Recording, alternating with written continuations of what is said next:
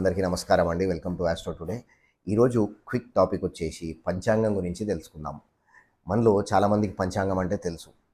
ఏంటి, ఉగాది టైంలో పంచాంగ శ్రవణము, పంచాంగ పఠనము చేస్తూనే ఉంటాము. అదేవిధంగా మనకు ముఖ్యమైన ముహూర్తాలు పెట్టుకునేటప్పుడు పంచాంగం చూసి ముహూర్తాలు పెట్టుకోవడం అనేది జరుగుతుంది.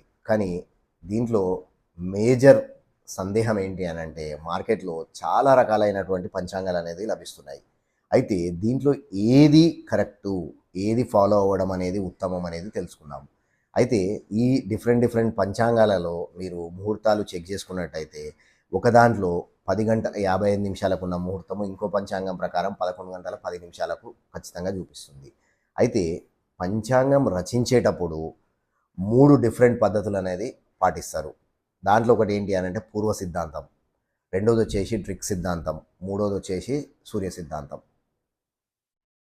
అయితే దీంట్లో నా అంచనా ప్రకారము ట్రిక్ సిద్ధాంతాన్ని వాడి ఎన్సి లహరి ఆయనాంశతో రచించిన పంచాంగమే ఉత్తమ రిజల్ట్స్ ఇస్తుంది. అండ్ వాటి ప్రకారం ఫాలో అయ్యి ముహూర్తాలు పెట్టుకుంటే అది చాలా యాక్యురేట్గా ఉంటుంది అని చెప్పేసి నా అభిప్రాయం అండి. సో మీరు కూడా నెక్స్ట్ టైము ఏదైతే పంచాంగాన్ని చూసుకునేటప్పుడు అది ట్రిక్ సిద్ధాంతం ప్రకారము రాసిందా, ఎన్సి లహరి నాయనాంశ వాడి రాశారా అని చెక్ చేసుకొని దాన్ని ఫాలో అవ్వడం అనేది చాలా ఉత్తమం అండి. ఈ రోజుకి వచ్చేసి ఇది క్విక్ ప్రెడిక్షన్ అండి. Thank you so much for watching my video.